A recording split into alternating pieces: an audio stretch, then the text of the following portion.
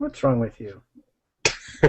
Why did you stop? That was great. I want more. That was so good. I was. This is Pat Rothfuss with Storyboard and Geek and Sundry, and I just was singing during the countdown before we went live, and apparently have traumatized everyone in the Hangout because of it. If by traumatized you mean enticed. And seduced. I was just sad I wasn't able to go get my ukulele. I am the king of broken promises, your host, Pat Rothfuss. How's that third book coming along, Rothfuss? Now that you mention it. And with me today to talk about effectively modern memoir, which is writing about your real life online, are my lovely guests, who I will have briefly introduce themselves, starting with Jenny. Hello, I am not drunk. I'm Jenny Lawson, and I wrote a book called Let's Pretend This Never Happened, and it just won its first award ever, so I'm so excited. And I write for the Bloggess, and I am the Bloggess. Both of those are true. And, hold on a second, this is my cat, Hunter S. Tomcat, and he's awesome. That's it. Somebody suggested that. I was really hoping that was going to be Hamlet von Schnitzel. I'm excited to see Hunter S. Tomcat, don't get me wrong. It is not, but I do have Juanita. Oh, the fucking scones are ruined! Right? He's holding a rubber chicken, too, so it's like even funnier. She's my favorite, Jenny. I love her. Me too. She's so sweet. You kids. Somebody actually suggested that as a title of this storyboard, blogging, no cat required. That's not true. That's not true, and everybody knows it. So I'm glad we did not actually go for that title. How about you, John? I'm John Scalzi. I am best known online for writing Whatever, which has been online since 1998. Before they called them blogs. Oh my God. And if you're wondering why I'm all choppy and like this, it's all Will's fault, just in case you were wondering. And with regard with the Whatever, I've actually won 2 Hugo Awards for it. One as fan writer, which is just basically for writing on the blog, and then I put it all together in a book, which was called Your Hate Mail Will Be Graded, which won for Best Related Book. So I have 2 Hugos. Because I blog. How much did the introduction to that book contribute to that award, do you think? I think a -5%. I actually lost I'm vote. pretty sure it's all the way. I think it's all the percent. And the fabulous Will Wheaton. My name is Will Wheaton, and I've been blogging since the middle of the year 2000. I have also won a crap ton of awards for my blog, but unfortunately I won them all in the year before that like, you got anything for it? So, like, I didn't get to go have a ceremony and make a speech or anything like that. I have a really awesome little award from like that shop in the mall that I have in the closet in my office. But honestly, that's not why I do the blog. I do the blog because it lets me... Well, I started doing the blog because it let me kind of tell my story on my terms with my own voice instead of hoping that some reporter in the entertainment press would get it right. And it has allowed me to disprove that notion that F. Scott Fitzgerald put forward, that there are no second acts in American lives. Hmm.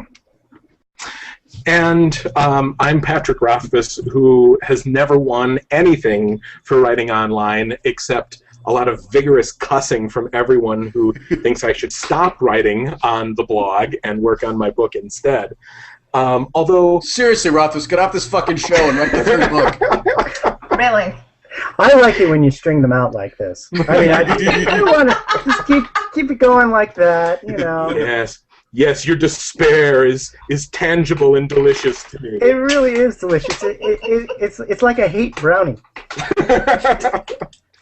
And, you know, when I was telling somebody that I was going to run this show, and I was expressing a little bit of insecurity because I've got y'all, and then there's me, where in terms of writer blogs, mine's pretty good and it's got a fair following, but I'm really not on the level of you guys in terms of like people showing up to read about my life. And the person actually pointed out that my whole book is actually a fictional memoir. And so that's an angle that I hadn't even really considered, that I was writing fake memoir before I ever started writing the blog and started doing real memoir. So I guess where I'd like to start, and we're probably going to roam all over the place here, is talking about like maybe what you've been surprised, what you've learned people actually like hearing about, as opposed to what you maybe expected people to like hearing about. Because I know some of the stories I've told on my blog, I feel like people are really kind of showing up to hear about the book and to hear about this as a writer. And then occasionally I've stopped and kind of indulged myself, and I wrote about like how I really missed my kid because he was gone on vacation with his mom. And like everybody loves that blog, but I was avoiding writing that because I didn't want to be that guy who was constantly talking about his kid online. Right, but the thing about that is that one of the things that I think that people really like about blogs like this is the sort of day-to-day stuff, the stuff where you are talking about your kids, or you're talking about your cats, or you're talking about, just sort of the common level frustration. Because in some ways, all of us, because we're writers and because we do these blogs and something, we are fictional characters in these other people's lives, right? We go off and we have these adventures. We go off and meet all these cool people, and we do these wacky things that they can only sort of imagine doing themselves. And every once in a while, that slips, and they discover that, yes, we have frustrations. Yes, we have, worries about our kids. Yes, our cats wake us up in the middle of the night and pause until we get up and feed them.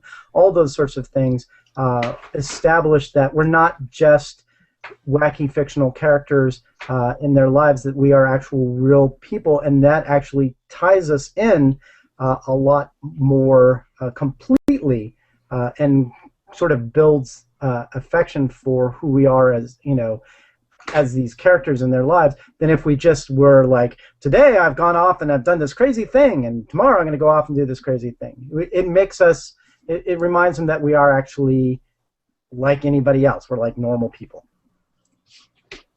Yeah, I try really hard not to think about it too much, because I always worry that I'm going to be Lenny with the rabbit behind the barn, and I'm going to pet the rabbit to death like if I think about it too much.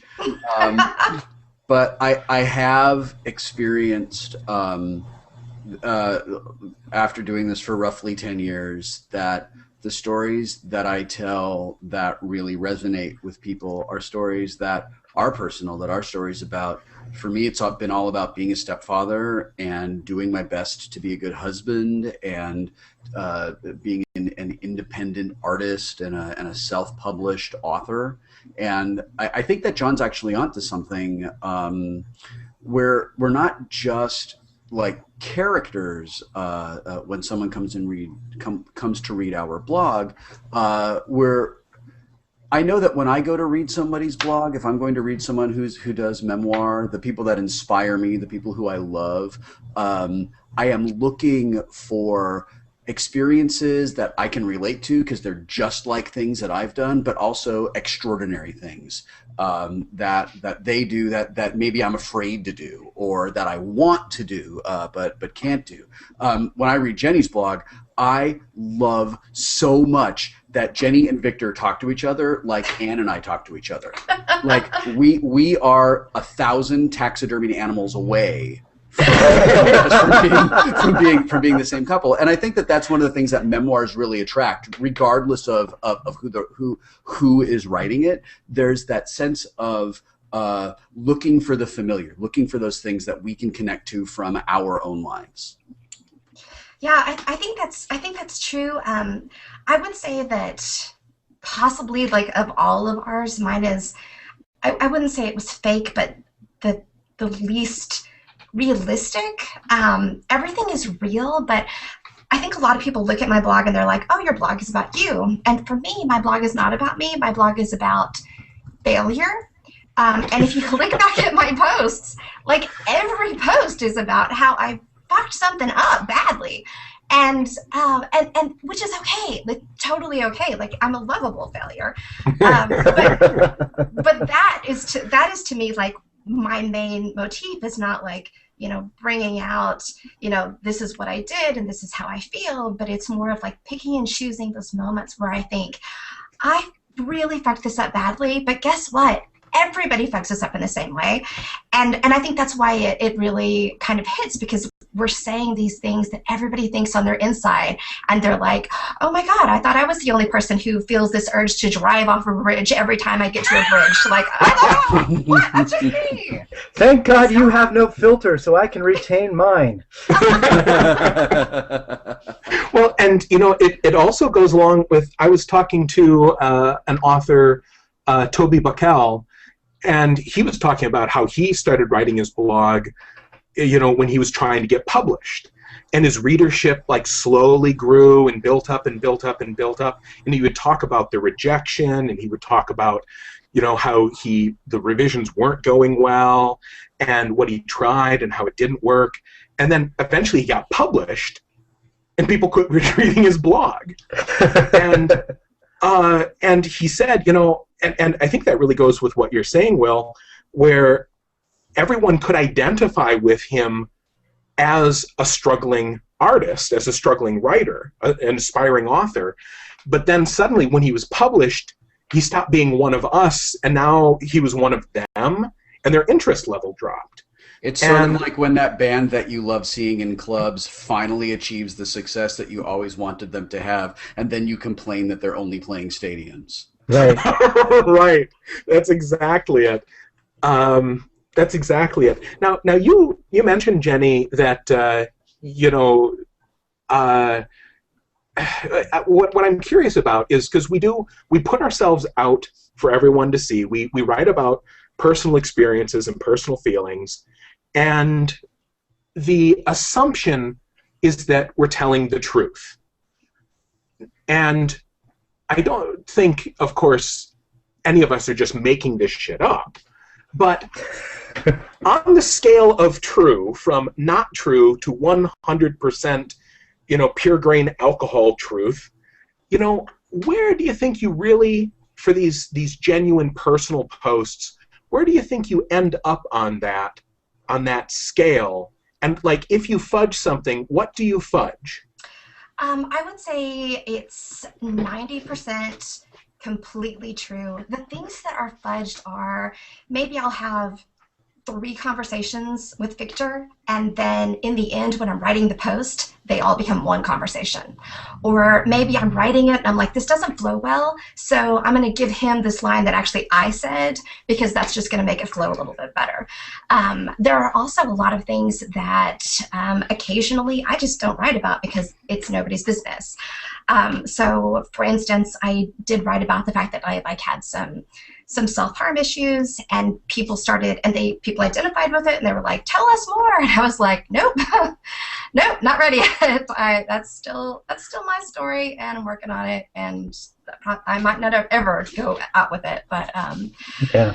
I think as long as you're true to the feeling of the story, and if everyone who reads it, who's involved in it, is like, yeah, that's pretty much true, then you're set. And that's what, like, when I wrote my book, I let every single person who was in that book read it first before it ever got to the editor, to be like, are you okay with this? Did I remember this right? And I was so shocked how many of them were like, oh, I've got pictures of those raccoons wearing shorts, and oh, I've got pictures of, and it was awesome. I was like, that's great. And not a single person asked me to change one thing, which was wonderful. No. Wow. I think one of the things that you point out there are just things that you leave out is really important. One of the things that I always say about whatever is that I'm personable but not personal, which is that I will tell you about things that are going on in my life, and I will tell you, like, for example, like the cool things my daughter does, but I won't tell you when she's being a raging 13-year-old butthead, because all 13-year-olds are buttheads. It's just timing, right? I will tell you, but my wife is cool, but I won't tell you when she's really super irritated with me. There are just some things that are never going to get discussed. And about a year ago, I had my reader request week, and somebody asked me the question, would you ever lie to us? And I'm like, hell yeah, I would definitely lie to you. I mean, if there was a situation where somebody had asked me a direct question that I had no interest in answering in public, or I didn't know them or trust them, or that the result of answering that question truthfully would just be endless complications, then you weigh that and go, now I'm going to lie to you, and I'm going to lie straight to your face, and you're not going to know it because I lie convincingly when I have to. You're a professional.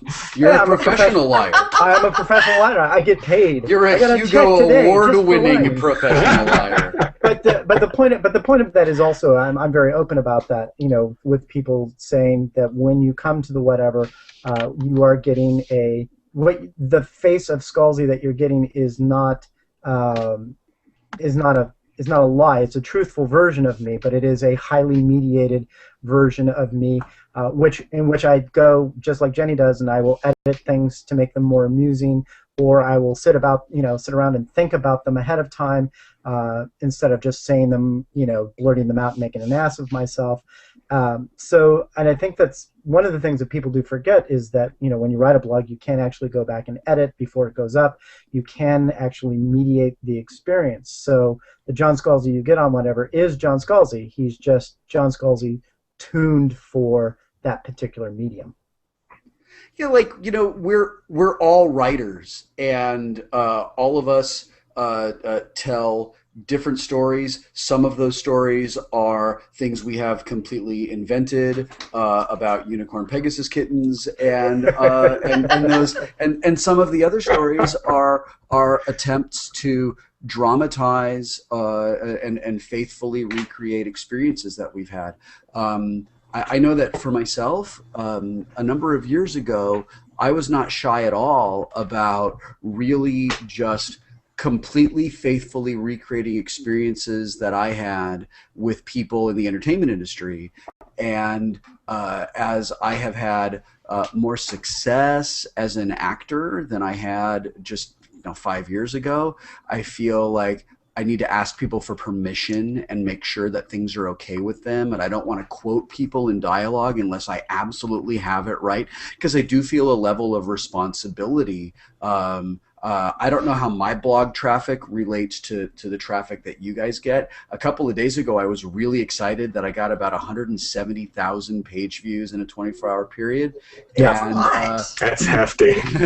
and it was really, and when I saw that, I just thought, I have a responsibility to be always, for as long as I've done this, I've always been honest. I've always been straightforward about things. And when I'm taking a dramatic license, I make an attempt to cleverly assert this is dramatic license. This is, I'm making a thing up. A choice that I did make, a very clear choice, a deliberate choice that I made a long time ago when I first started my blog, when my boys were very little, was that I wouldn't put pictures of them online. I wouldn't talk about them being in school. It was very important to me to keep their privacy private. And part of that was their bio dad's a dick, and would have taken any opportunity he had to make it an issue and make it a problem. But also, I just thought, they're not the ones, my family, they're not the ones that are on TV and in movies. They didn't choose this stuff, and I did. And it's really important that I respect that. And in retrospect, like John, I have loved watching Athena grow up online. Right. I have loved it. And in retrospect, I kind of wish that I had shared some moments from things that Ryan and Nolan did that I decided to keep private, or retell. Yeah, but two things there. I mean, one, it's never too late to tell those stories, and the second thing is that Athena is actually a perfect example of the highly mediated thing, because as soon as she was old enough to understand what I was doing, putting things online, one of the very first things I did was I asked her, "Are you okay with me putting this picture online? Are you okay with me telling this story?" Because I wanted two things to happen there. One, I wanted to understand what it was that was going on, so this wasn't a secret for her, so that years later she would go and read the website and go, oh my God, how could you tell these stories? But the second thing is, and this is, I think, directly to your point, Will, is that I want her to feel that she is, the captain of her own life, that she's not just a sideshow, player in whatever it is that I'm doing, that she has the right, not just with me, but with anybody to assert, yes, you can put that on, no, you can't, no, I have a life outside of you, and it's important that you respect that. And I think that with everything that we do, you do that, and you screwed up, a couple of times where I would thoughtlessly put up something, and then my wife would go, "Why the hell did you put that up?" And then I immediately was like, "You're right, I was wrong. Let me take that down." Or a friend will go, Is that where the picture with the bat came from?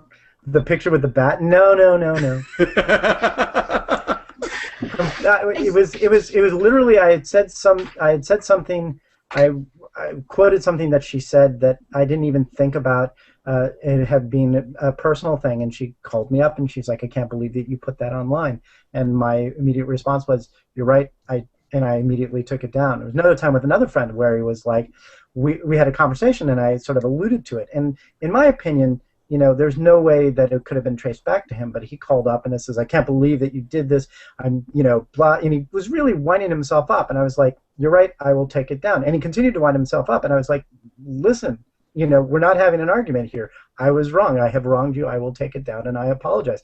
And I think he was so shocked that as a writer, because as a writer you're supposed to defend everything to the death, right?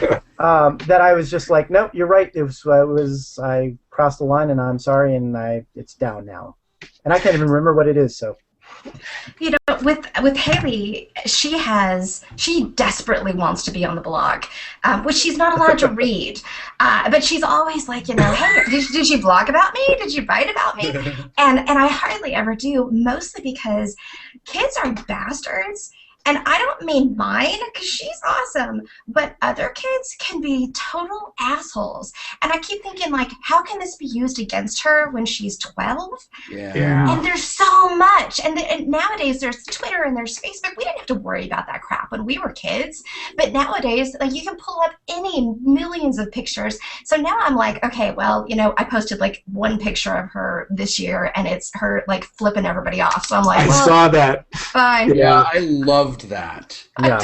I identified with you so much when you talked about, I forget the Christmas song that she has to learn for her pageant. Yeah, it was like 5 Little Pilgrims or something. Yeah, so you have to hear it every single day. So when Nolan was in, I think, 4th or 5th grade, he had to learn the German version of O Tannenbaum.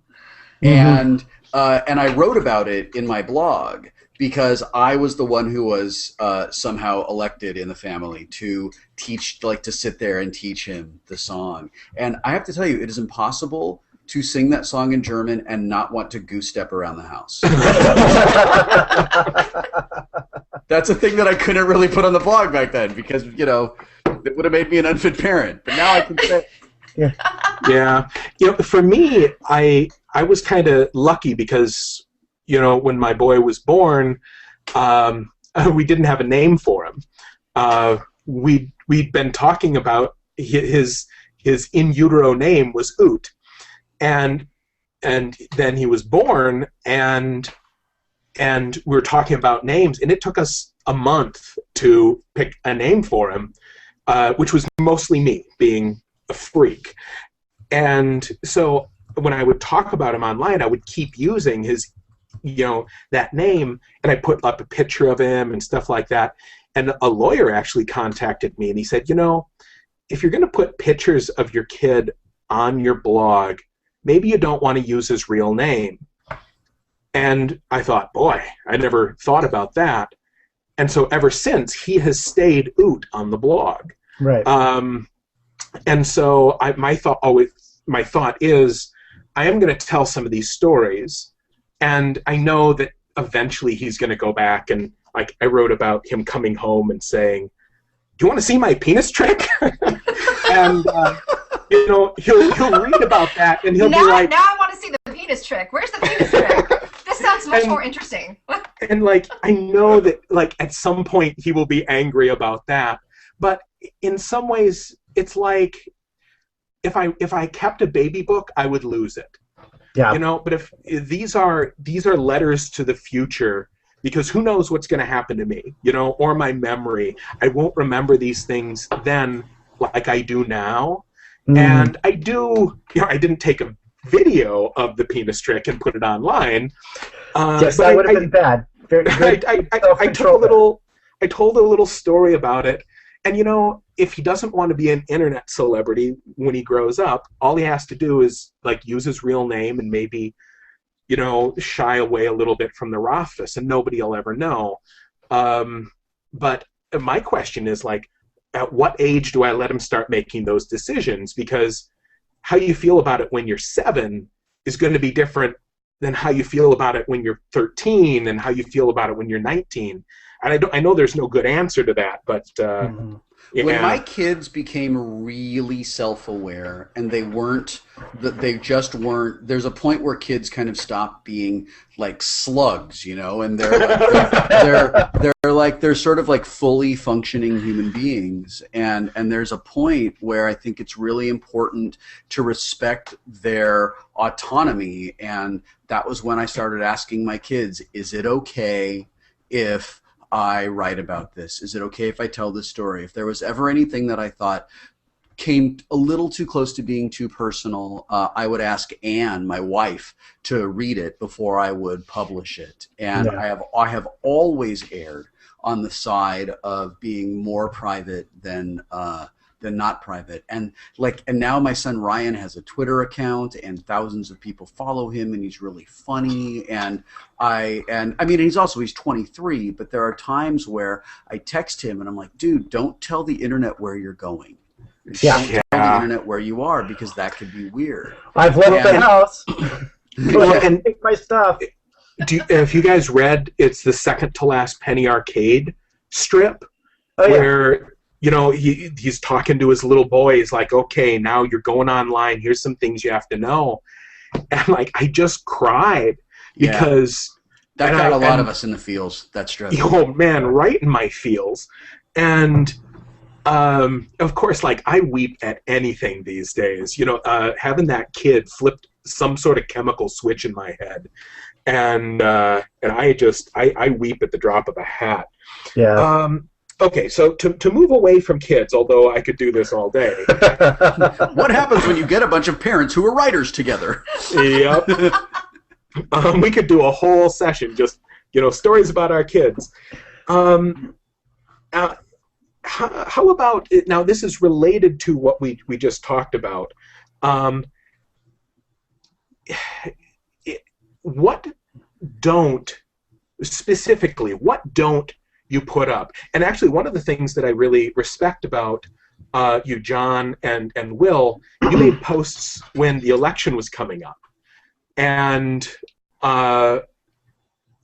you just came out and said, "Here's the deal," which, like, professionally, the wise choice is to kind of remain mute on the subject, because you know, as soon as you air an opinion, people are going to get all, you know, half of the people will get all frothy and angry at you. Mm-hmm.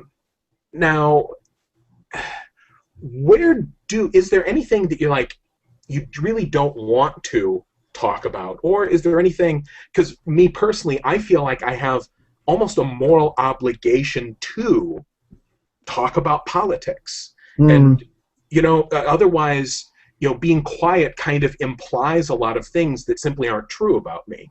Yeah.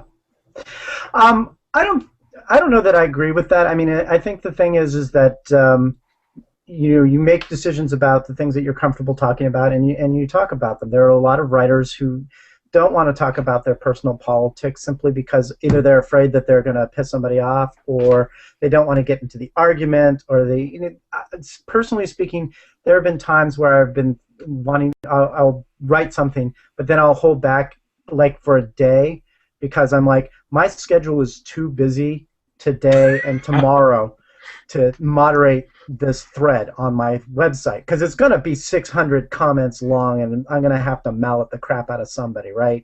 There are days, John, where I see you write things and I think, oh my God, all John's going to do all day is moderate comments. There's quite literally, The day that I wrote that thing where I said, hi, I'm a rapist. I really appreciate you guys sticking up for me in the context of Aiken and whatever the other dude was, Murdoch.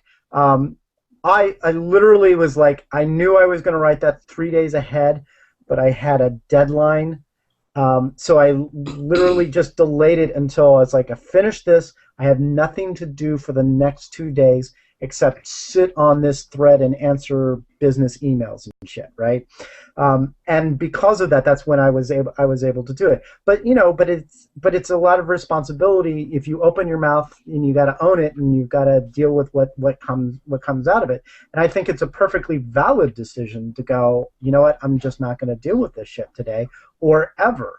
That said, if you really do believe that you have a responsibility, then go ahead and do it. But don't do it because you feel you have this responsibility as an artist or, as a person in the spotlight. Do it because you fucking believe it, and you just want to say it. Yeah. I think that you got to write passionately about the things that matter to you, whatever that is. And in some cases, you're going to lose readers. I can't go within 1,000 miles of anything Orson Scott Card has ever written because I find his homophobia so incredibly repugnant. I can't separate the creator from the creation. And I'm sure there are people who feel the same way about me. They see this like crazy left-wing socialist liberal psychopath who believes in healthcare for everybody, and they just will never buy my stuff. And the thing is, like, okay, I'm fine with that. That's all right. I get it. If you want to take my, if you got just a geek and you didn't get any, whatever you got out of it is invalidated by this thing that I wrote, then please set it on fire. That's absolutely your right. But at the same time, I have written about things that I'm really passionate about, that I think are a lot scarier to me. If someone's going to get all bent out of shape because I write something about Senate Republican obstructionists, like whatever, that's fine. I don't care. I wrote a post about how I have depression, and I suffered with depression for a really, really long time, and I have only been treated for it, and I've only been like taken meds for a few years. But it is absolutely the difference between getting up every day and being afraid of the world and hating my life, and feeling really good about things. And I think that there's got to, you got to choose. Like, I'm going to write about a thing, and I'm not going to be afraid about it, and I'm going to tackle this thing head on. And some people will gravitate toward it, and some people are going to be completely turned off by it. And no matter what it is, I think you just have to do it. Because like Joel Hodgson said in this Mystery Science Theater documentary that I watched in like 1990, not everyone's going to get this, but the right people are going to get it. Yeah. Exactly. And I have to say about the depression thing, I read that blog, and I'm like, I should really get around to doing some of this work for myself.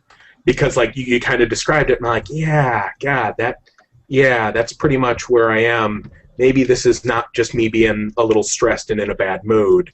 Maybe this is something that I really need to take a look at.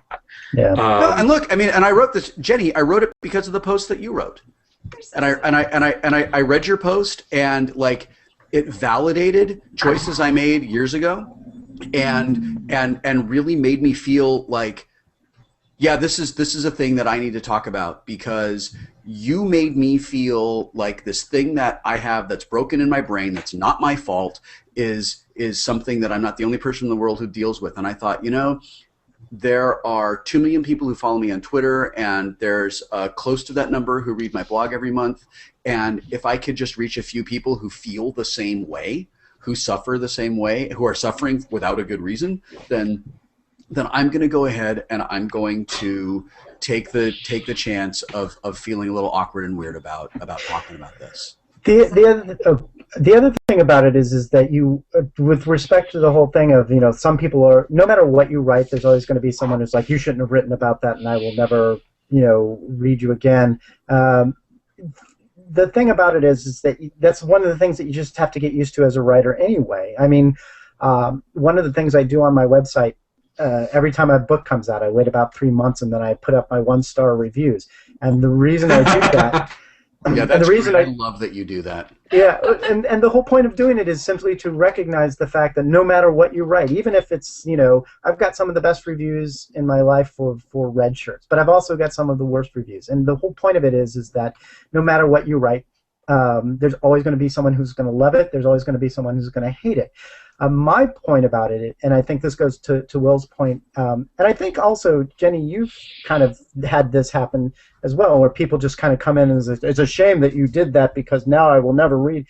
And my response is always consistent. It is kiss my ass. I don't need you to validate, what I'm doing here. I was writing on this blog long before I had a book career. I will likely be writing on this blog long after I have my book. My book career goes into the death spiral in many ways, and I've seriously thought about this in a kind of a weird way. I've been doing this blog for 14 years now.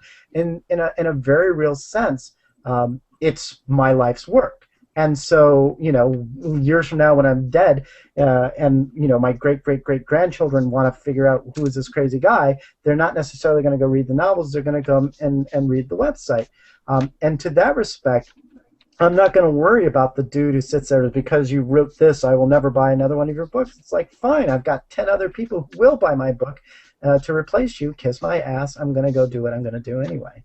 Exactly. And, your reputation kind of speaks for itself. I mean, for the most part, if I get somebody who writes something nasty, I know I can leave it and not worry about it because my readers are going to be the first people that are going to say, oh, you're an idiot. You've obviously not been here long enough. Hang out here long enough and you'll get it.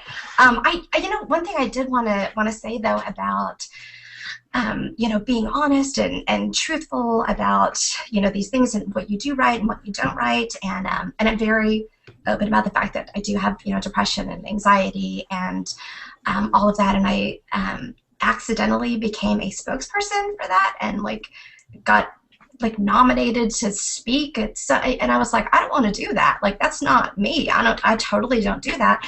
And so I've gotten to the point where I'm like, okay, I'll write about depression, I'll write about anxiety, I'll write about, these chronic diseases that I have, but, and I feel free to write, to say this right now, online, because my readers all have ADD and they're not on here anymore. But every once in a while I'll read a post and somebody else will write and they're like, I'm coming out because I'm bravely bisexual, and I want to be like, I'm bisexual, I've never even mentioned it to anybody, who gives a shit? And then I want to be like, and I've had an abortion, I have trichotillomania, what the fuck, who cares? We all have big brave secrets, but you have to pick and choose because you become pigeonholes with whatever that thing is. You have to pick. For me, mental illness is something that I feel really strongly about, and so I'm like, okay, I'm all right with being stuck with that, but you know what? I'll let somebody else deal with bisexualism for a while. Somebody else can handle that. Pat, I think that there's a thing that sets memoirists in a separate sort of corner of the writer's room than people who are exclusively fiction novelists, and whether it's genre fiction or literary fiction or whatever.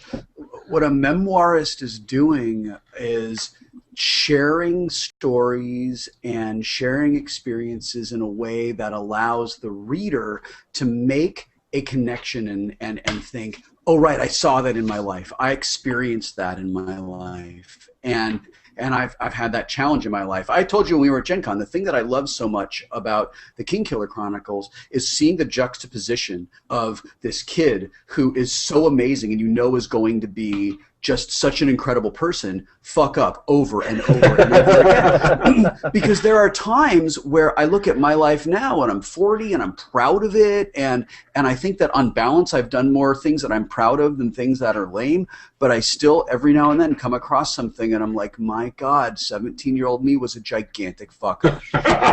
and then I feel like I need to write that story, and I need to tell that story so that some kid who's 25 or 23 right now, who's reading that thing and is feeling the way I felt then, where I was just mortified at how I had like dated a girl and then treated her like shit and just ran away, or got involved in a project that I wasn't ready for and just bailed on it, or I was shitty to a person and realized that I stand on the ashes of those mistakes.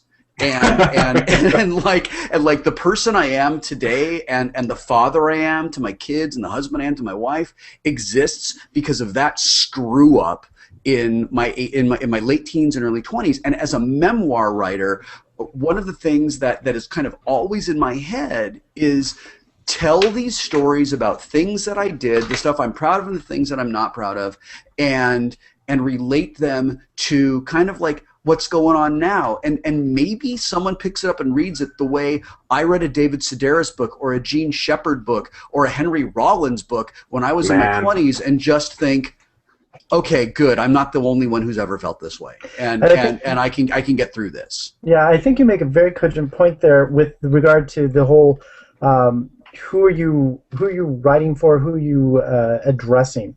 A lot of times when I'm writing about somebody or I'm writing about something, I'm not really writing to the person that I'm commenting on, or I'm writing for everybody else, or like in the comments, because comments on my website are a very huge component of it. And sometimes I'll get into someone will argue with me and I'll argue back, and it's clear that I'm not going to convince him and he's not going to convince me. So people are like, why are you even arguing? And it's like, I'm not arguing to convince him. I'm arguing to make this discussion available for the literally thousands of people who are reading along. Yeah. And the whole point of that is to recognize that in some sort of sense, even if you're writing to one specific person, or if you're writing about one specific topic, or that's seems to be very very niche, that in fact there's an entire audience who is just basically, from your point of view, you're up there on a stage, the floodlights are in your eyes, you can't see them, and they're not even necessarily responding, but they are there and they're thinking about what you're doing. And that's why, for example, it is important that we do actually, if we really feel that we have to talk about stuff, that we do discuss it. It is, it is important that we decide to pick which things are, which hills we're willing to die on and which ones we're not. It is important to sometimes get into the argument with the troll up to a certain point before you mallet him. All these sorts of things, because there's that wider group of people who watch. And I have to admit, one of the reasons that I write the blog, I never kept a journal, never kept a written journal, never did any of that sort of stuff, because why would I do that? I already live in my brain. I know what I think. Part of having that audience there, a lot of this is performance, and having that audience motivates me to have these discussions and to write the things that I do. Choosing which hill you're going to die on is such a fantastic way to describe that. That's that's. I mean, it's like, not to maybe overstate the thing that we do, but as I know, like, as an actor, I have to be vulnerable. And I think as a writer, I have to be vulnerable in a way as well. But I also have to not have a single fuck to give in a way as a writer, right? And especially when the entire internet is just waiting for you to slip up.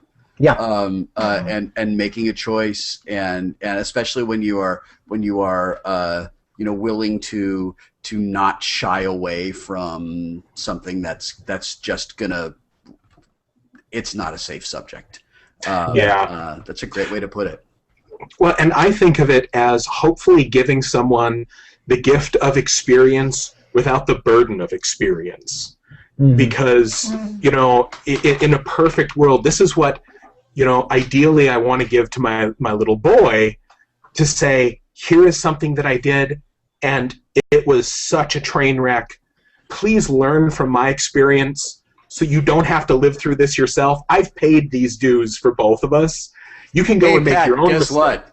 Guess what? I know. I've raised 2 boys. I have shepherded them through the teenage years. They are both in their early 20s now. You can say I made this colossal, giant mistake 1,000,000 times, and they are still going to make it, because just like you when you were 20, you are going to be the first person in the history of mankind to do this exact sequence of events without it, and have it end in an entirely different way. Nobody feels the feels that I feel right now. Life feels unique. Unique in the history of the world. You who have daughters, oh my God. Oh, yeah. I'm just going to lock her in a closet. She's going to get locked in a closet. That's it. My daughter knows how to pick locks, man. So, you know, that's my problem. But, you know, but both of you guys, put her in the car trunk. John, I cannot imagine Athena ever taking bullshit from anybody, because I know you and Chrissy. And, you know, and Jenny, like, I have seen the way you handle the world, and I can't imagine Haley being like a shrinking violet ever from anything, just because of the example that your kids have. Well, I think that is true. I mean, my kid definitely is a very sort of independent thinker, and she doesn't go out of her way, you know, to poke at people, but she's very much of the, oh, that's what you think, and that's what you think I should do. Well, I will take that under advisement, and then she will go off and do what she's going to do anyway. But I do think that it's interesting, because for my kid, writes better at 13 than I did when I was her age. And so she's starting to do the things that I'm doing now. Like, she will write down the things that she's feeling, or she will write down like these really well put out things that she's so articulate at 13. She, in some sort of ways, she's becoming a memoirist as well. And I see a little bit of her doing what I do, which is sometimes I'm talking to my wife and I'm trying to explain something, and my wife will say, go sit down and write it so that you know what you're actually thinking. Yeah. That's smart. And I see her doing that, a little bit of that too.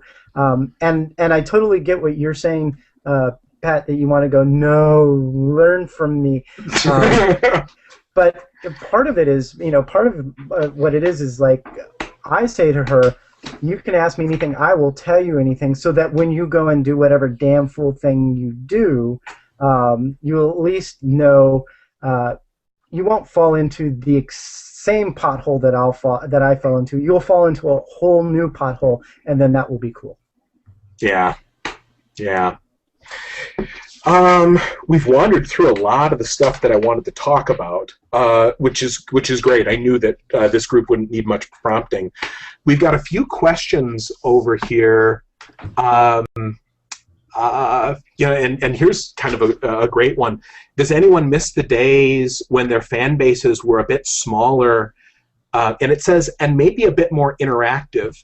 So there's an assumption there in kind of a hidden question, where, John, I can't say this enough, the discussion that happens in the comment section of your blog is, like, honest to God, like the 9th wonder of the world.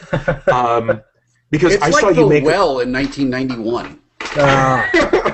It's, you know, like, I saw you make a post about something, or like it was months ago, and I found it, and I scrolled down kind of out of curiosity, going, oh, he must have reaped the whirlwind on this one. And your people are in there, like, actually having a rational discussion of ideas, you know, and like you have pruned and nurtured that little tree to the point where it's bearing some beautiful fruit. So even though you're huge, you still have that interactiveness with yours. How about other folks? Do you miss the days when you could put something up online, you didn't really have to worry about 100,000 people reading it? I have anxiety disorder, so I always worried. But I do not miss the days when I had one reader. I actually had two, but one of them was my coworker, and I would like lean over the cubicle and be like, Christine, could you leave a comment because I'm lonely? And that was it. I am super, super lucky that my audience is incredibly interactive. And not only that, but and this is not me being humble in the slightest, my audience takes it to the next level. Like almost always they write something that is so much funnier than I ever would have thought of, and I'm like, God, I want to steal that. That's so good. Which is why I sometimes do comments of the day, because I'm like, well, that's so good. That's going in the post. I'll credit you, but I'm still putting it in there. So. Yeah. Things have changed since I started writing my blog. Back in the really early days, I would pick up like hundreds of comments on a post, and then I've watched that really die down over the years to where if there's 50 or 60 on a post, I think, wow, that's a lot. Like there's a lot going on. But I think that a big part of that is that people have a conversation on Facebook or Google Plus or on Twitter. It's just not limited to my place. And there was a time where I felt like I can say anything because there's 60 people reading this, and then there was 100,000 people reading it, and that was freaky, and it terrified me, and it made me feel like I didn't want to do anything at all. Right. And then there was a day where I realized that there were 2 million accounts following me on Twitter, which is realistically like a couple of 100,000 actual people. And that's a lot of people. But yeah, but I mean, really, I mean, there's a point where that's Bakersfield. Where like, well, I mean, seriously, like I go to a hockey game or a baseball game, and I look around the stadium and think there are more people who read my stupid things on the internet than could fit in seats in this stadium. Yeah. And if I look at that and put it in that kind of context, it paralyzes me, and I just want to leave.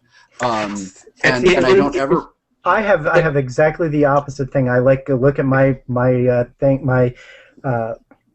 visits, and I'm like, I have a larger circulation than the newspaper I used to work for.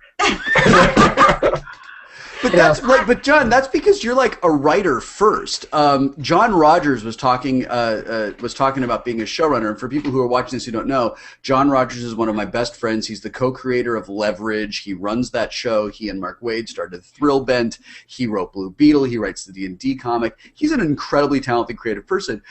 Here's John's attitude when he turns a thing. Here's my attitude when I turn a thing in. I hope this isn't terrible. Here's John's attitude when he turns a thing in. You're welcome. Right? And but Scalzi, you're the same way. Yeah. Just like, here, enjoy it. Yeah. I'll be around if you want to talk about it later. Yeah. But try to limit your enjoyment to like an hour, because I got a lot of shit to do. There's a lot of Coke Zero in my basement that I have to go stack up and weigh. I'm not going to lie. I'm not going to lie. Exactly the way it is. But, I mean, that goes back to the thing where I said, it's like if I didn't have an audience, I wouldn't be saying these things at all. For me, quite honestly, now is much more interesting than it was before, partly because, even with all the traffic, the people who stick, the reason that they stick is because they actually do want to have conversation. Every time I do something where I talk about, the geekdom recently, or God forbid, fucking alpha male ridiculous, or something like, and that was a prime example. To go back to Jenny, where you say your commenters take it to the next level. I wrote the thing where someone who said, how do you feel about being called a beta male? I'm like, whatever. And then some dude came in and just vomited forth this alpha male nonsense, and the commenters just went to town on this guy by saying, it's like the alpha males, we're a hunted group. The chief has put us together, but we caught him with show tunes. We're worried that he will turn over. And literally, several of them just, the Alpha Male Chronicles, and this, this thread goes 600 comments long, and there's not a bum comment in all of that. And I'm just sitting there, and it's just exactly like you said, Jenny. It's like my work here is done. I've given you the writing prompt, and off they go. it's much better now than it was when there were only 10,000 or 20,000 people visiting a day. It's with that increase, as long as you're willing to pay attention to it, you get a lot. Maybe I'm doing it wrong, because when someone shows up like that, I just think, nah, you don't have, sorry, you've forfeited your right to be part of this conversation because you're an asshat, and like the sort of virtual bouncer just shows in the door. Yeah. I have zero tolerance and zero patience for that sort of thing. Well, it's not like, oh, you disagreed with me, I have to make you leave. It's, you're a dick and you have to leave. And there's a huge difference there. Yeah. Well, I don't know if it's because I'm a girl, and it's probably not, but for some reason, if anybody ever links to me on Reddit or Fark or anything, and they're like, she's so funny, I'm immediately flooded with whore. That girl's a whore. And I'm like, I've been married for 17 years. I don't know. What? Oh, no, you're a successful woman on the internet. You're automatically a slut, whore, bitch face, whore, slut, whore. Tell me I'm not funny, but don't call me a whore. Like, back it up with something. I'll give you a good insults to give me. Give me something that I can work with. This is why when I used to get hate mail, which I don't get anymore. I'm almost a little bit sad about that. But when I used to get hate mail, and they would come and they would just say, oh, you're just you fucker, and I'll be like, really? This is what you got? That's a D-. Send it back. Do it better. And two things would happen. Some people would get inspired and they would actually do that. That's much better. And the other thing is that you would just really piss them off, because the whole response is like, no, everybody insults me like this. Go ahead and give me something new. And I think that's also the right attitude to have. But you're absolutely right. Women on the internet get treated like shit. And it's because of course the John Gabriel greater internet dickwad theory, which is you're not in front of me, so I don't have to worry about you punching me in the eye. You're able to let the pretty much the cultural nonsense that you've absorbed your whole life out without a filter of civilization that you're kind of usually forced to tamp down on it.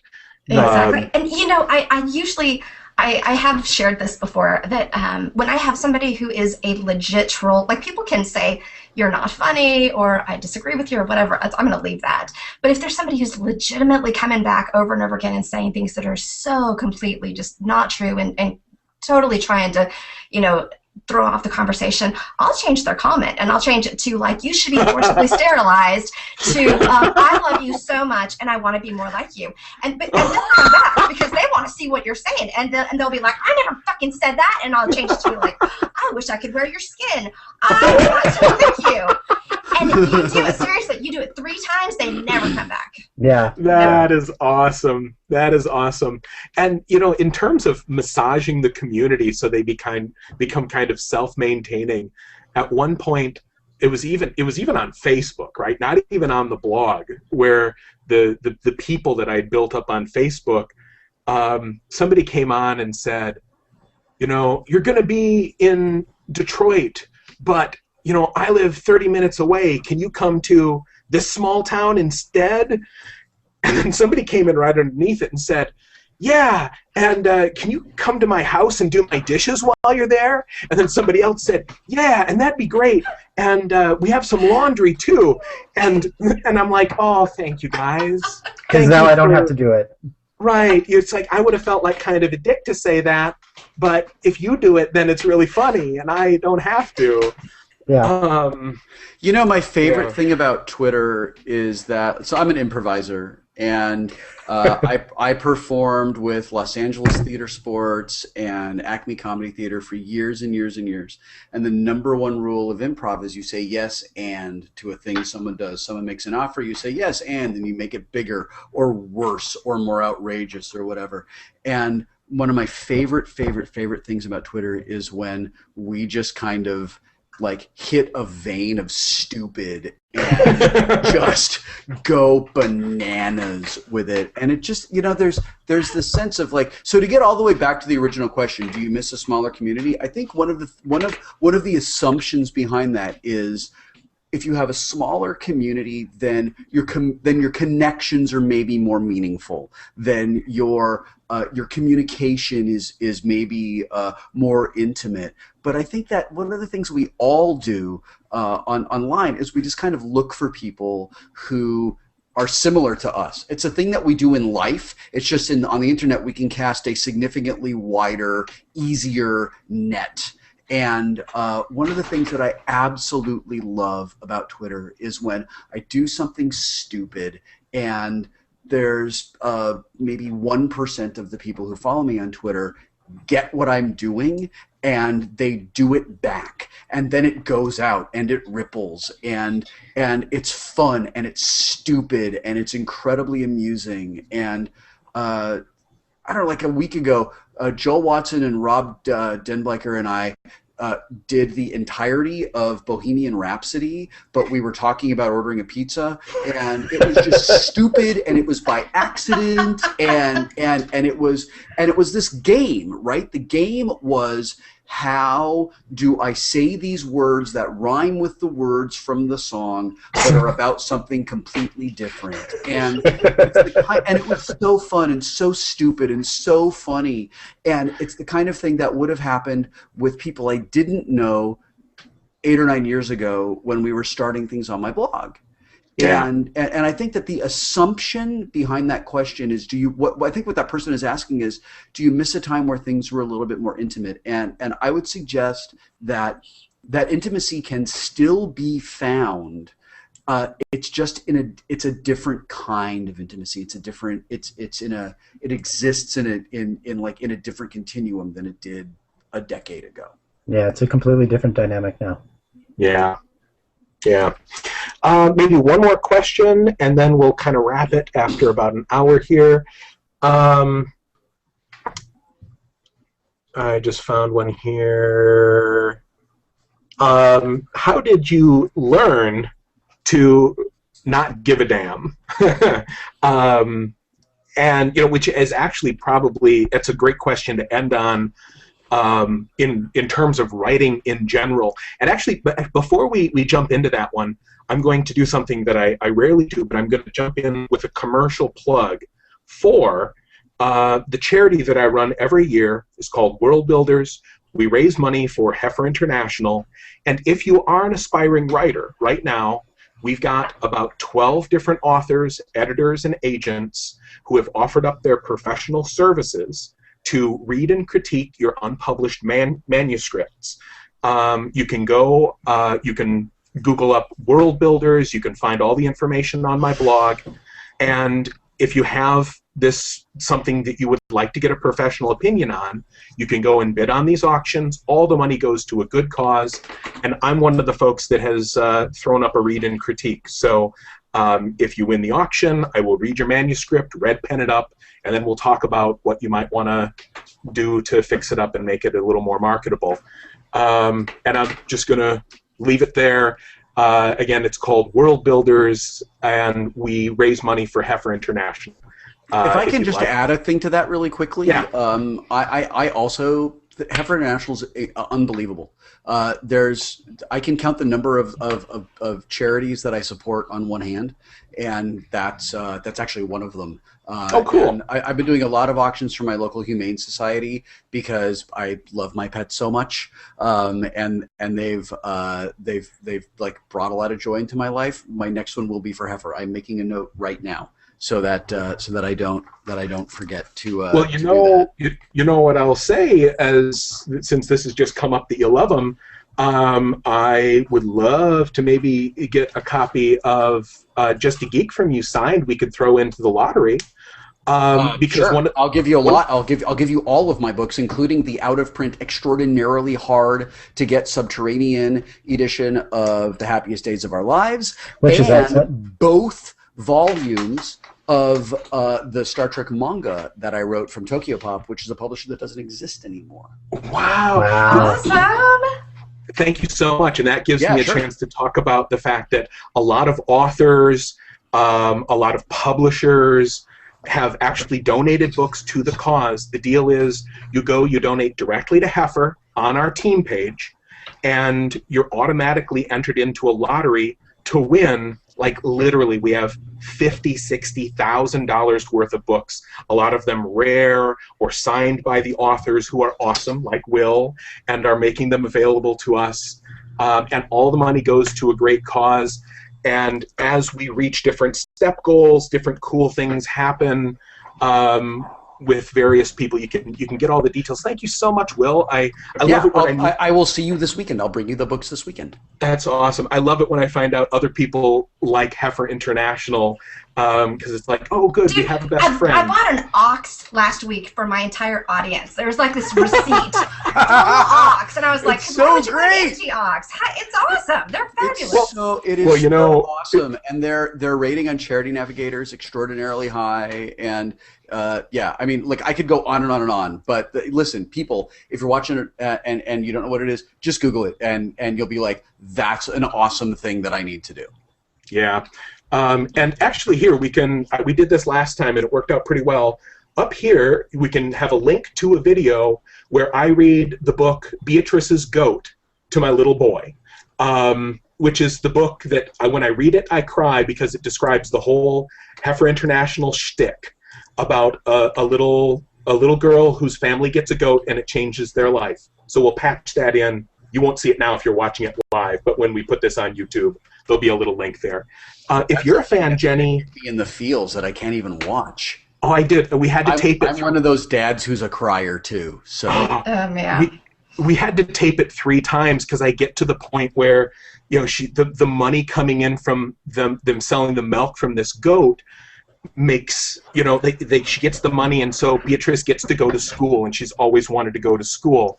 And I'm gonna get weepy now, even just talking about it, because I have crumbled as a human being now that I'm a parent. But Jenny, if you are a fan of Heifer International too, he said in his best used car salesman voice, could I maybe hit you up for a couple of signed books as well? I will send you a whole box of them, yes. Oh, thank you so much. Now, I've already skeezed on John before the show started because he's helped me spread the word before. So don't think that I'm not hitting up John.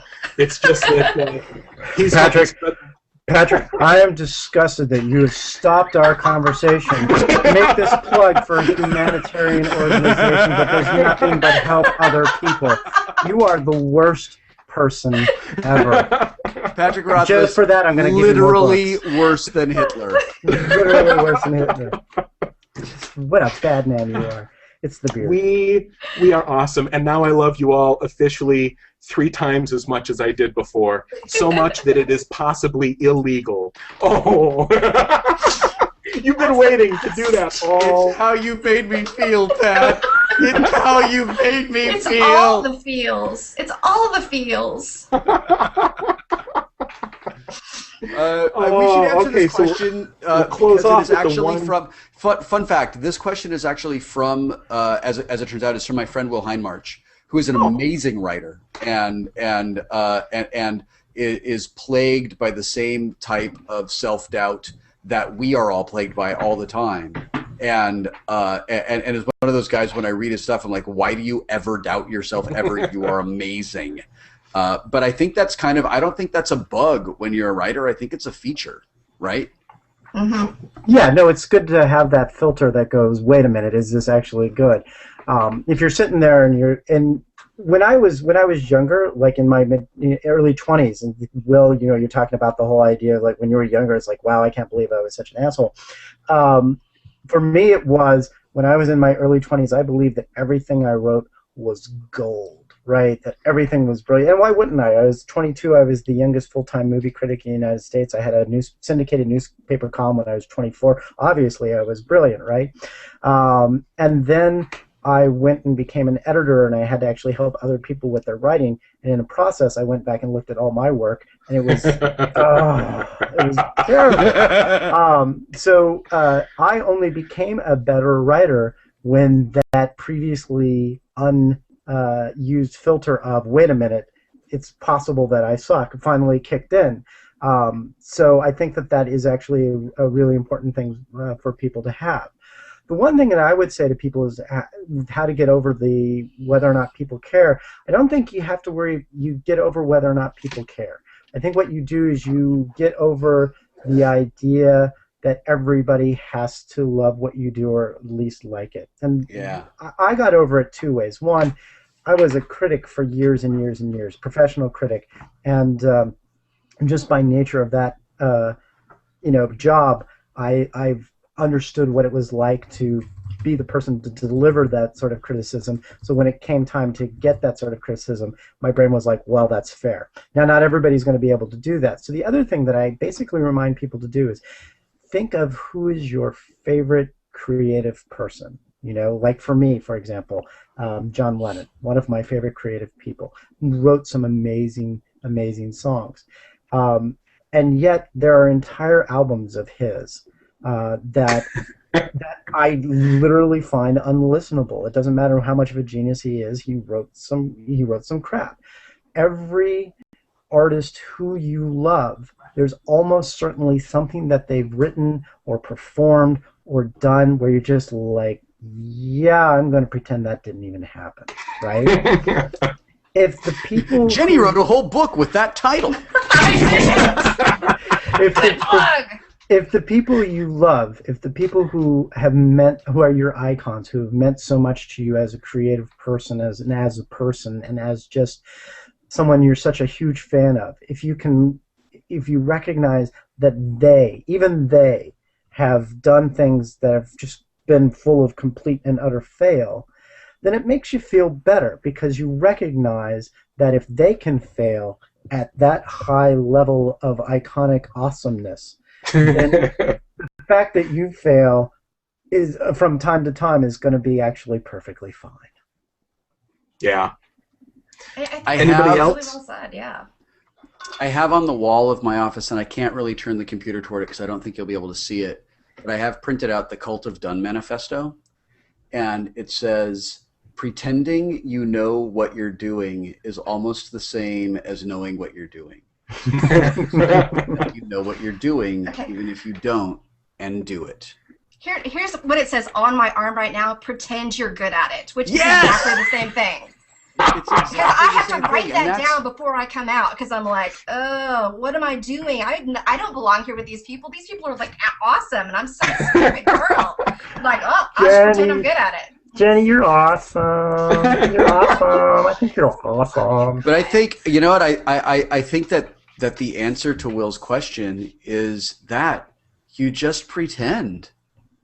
And there comes a point where the act of creating a thing, the experience of telling a story becomes more important and more valuable to the creator than the safety of not telling it.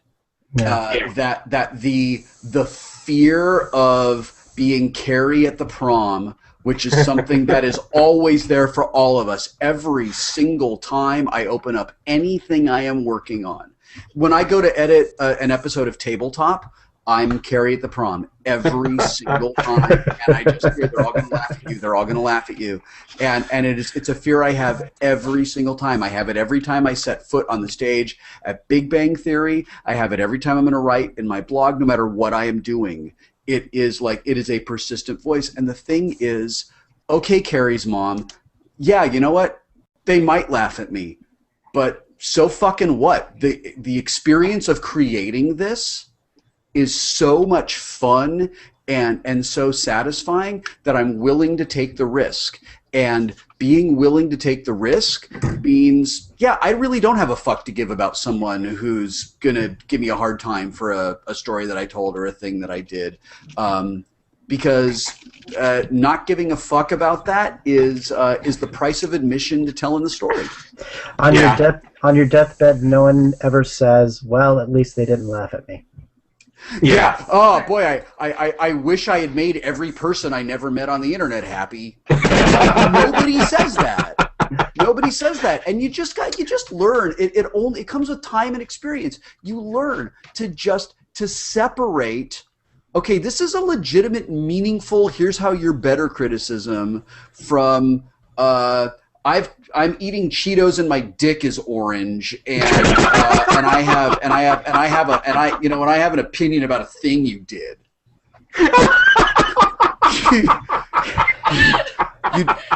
I'm going to bed with the image of a Cheeto penis. Thank you so much, Will Wheaton. In other news, Cheeto penis is the name of my next band. That's what you do, and I say that now after like thousands of hours of why do they hate me, and like of the people of all of us together today, I'm the one who had a Usenet news group dedicated to how much people hated him, and it took me close to 20 years to get over that. But once you get over it, it's like, my God. You mean that I can climb this mountain without all this fucking baggage bullshit hanging off of me? It's so much more fun to climb this mountain when I'm just walking up it. And it's, but the thing is, like, to get there, it's not easy. And you just have to decide, yeah, I'm just doing it.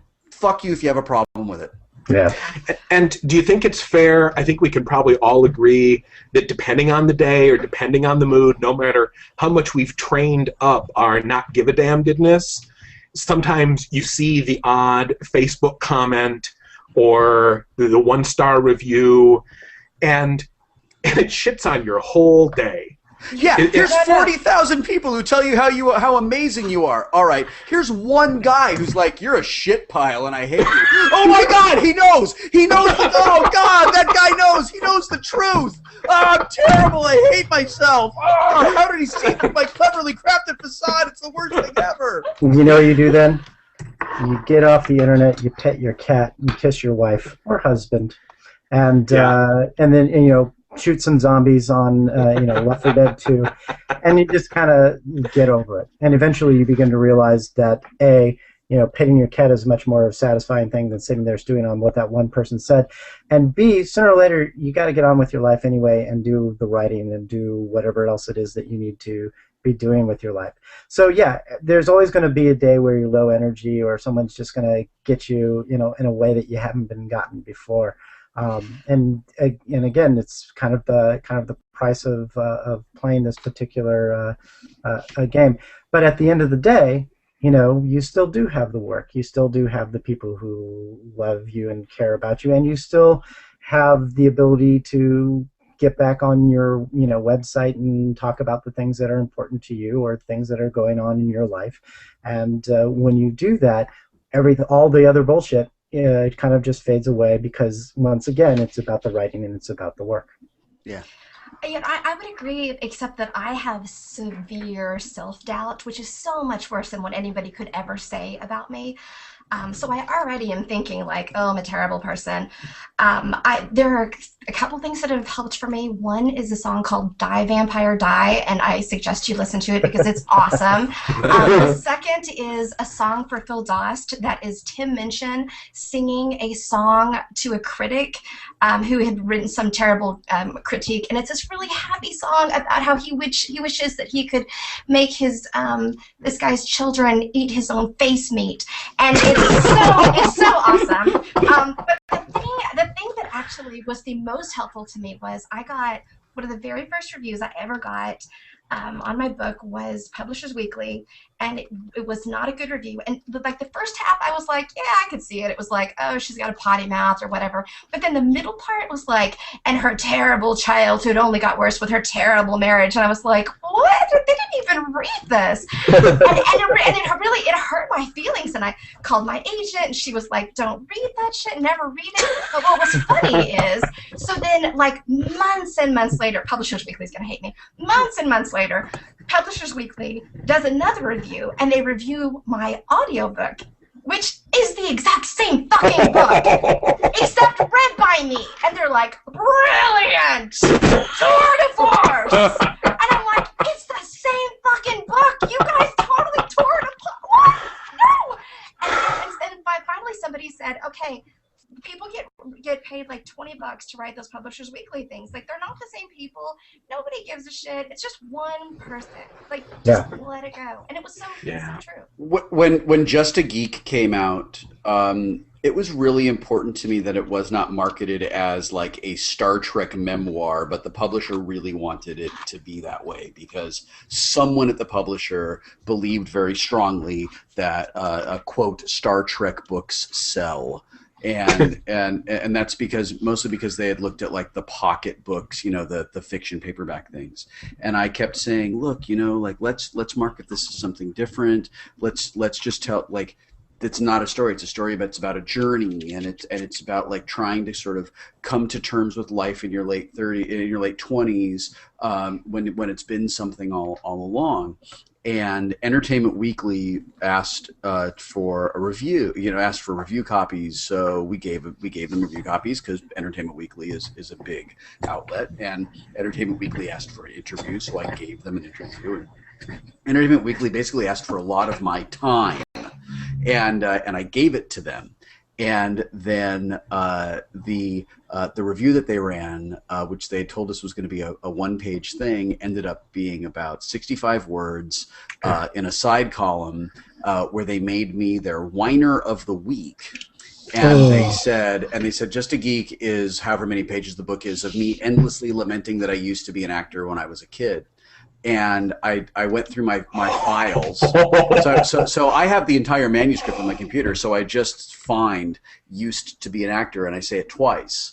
And I was enraged because, like, look, if you don't like the book, say I don't like the book. That's fine. I can deal with that. But to completely misrepresent it, and also to have completely misrepresented their intentions when they approached me and asked for all this time and all these things from me, it was really upsetting to me. And at the time,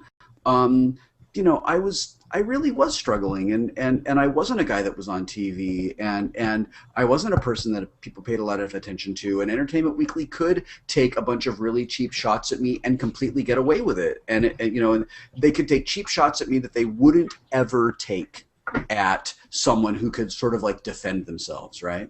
And I said to my manager, who has been with me for a decade, I will never talk to them ever again. And someday they're going to be bummed about that. And maybe it's petty. It's the only grudge that I've carried. I will never talk to that fucking magazine about anything ever. And every time they ask for something, because they're owned by the same conglomerate that owns Star Trek, we want to talk to you about Star Trek, and I say, please tell them to go fuck themselves. And when they ask why, show them this thing, because there's consequences for stuff. And I'm just one person, and I'm not very important, and I'm not very famous, and I'm not that big a deal. But if someone like that, if a magazine like that is going to take that work and they're going to farm it out to some 20-year-old intern that they're paying a penny a word to, who can't be bothered to go through the entire thing and actually put the time into it, like whoever did that put in less time than they got from me when I did the thing, then fuck them. And it's the same thing, Jenny. It's just like, don't like it for good reasons. Don't. That's so fine. If you, that's fine. Not like my book. I know, it's the same way. I'm like, look, if you don't like it, you don't like it. That's fine. But just to like decide, what I really wanted to do was go to the. I wanted to go get bottle service at the douche bar, and I had to stay home and write this. I had to stay home and write this fucking review. And it's important, I think, like, to get back to answering the question, I think it's very important to, like, make that distinction. There's stuff that's valuable and it means something, and then there's stuff where it's just, like, no, it's not worth it. It just doesn't matter. And to put it in perspective, to show that it really does happen to everybody, Good Omens, written by, arguably the biggest fantasists living, Neil Gaiman and Terry Pratchett, co-written. The review that came out, I think it was in the Times, like the London Times, or no, it wasn't the London Times, it was the New York Times. It came out, and it was it seems like, and I'm paraphrasing because I heard Gaiman tell this story at a convention when he was actually up on stage with Terry Pratchett, and the review came out, and they were not who they are today, but when the review came out and it said, you know, there are a lot of people who think that the British are funny, just like my stupid whore of an ex-wife. And then the rest of the review is talking about how British people aren't funny and his ex-wife is a bitch. And so, I mean, this has happened to Gaiman and Pratchett on their mutual project. And if it can happen to them, and it can happen to Will Wheaton, and if it can happen to Jenny Lawson, you know, then, you know, if you go online, you'll find out whatever your favorite book is has 1-star people hating it for stupid reasons. Mm-hmm. And so it'll never make it easy to swallow that yourself, but at least you can go and you see it happen and you're like, this is not somebody attacking me. This is people being people. This is difference of flavor. It's random static. And static, you don't want to sit and curse at your TV just because for a moment it happens to be tuned to a dead channel. Yeah. Which, by the way, when I was a kid, was gray static. You have kids today who think that a television tuned to a dead channel is a clear blue sky. You're wrong. See? I know. The first 4 lines of Neuromancer have a completely different meaning now than they did when I read the book. Wow, Will, you're old. I know. Some guy on Reddit slagged me for saying that I was old. He was like, "You fucking 17-year-olds don't know what old is." It was in a thread about Stand By Me. And I was like, actually, I'm the guy in the left of that picture, and I'm 40, and yeah, I feel old, because I kind of am. I was talking with a bunch of high school writers a week ago, and I said, so Buffy the Vampire Slayer, and they looked at me like, what? And I'm like, it's like you had said, you know, during the Civil War that I fought. I'm like, this is 10 years ago, one of the greatest storytelling feats of ever. And they were 7. Shut up. And they had to go to bed before it came on. Yeah. Okay, before old. we stray firmly into the realm of talking about how we used to walk uphill in the snow both ways, I would love to thank all of these brilliant, attractive, good-smelling guests for gracing us here on the show this month, and thank everyone for tuning in. And this is Pat Rothfuss with Storyboard, brought to you by Geek and Sundry. Thanks so much.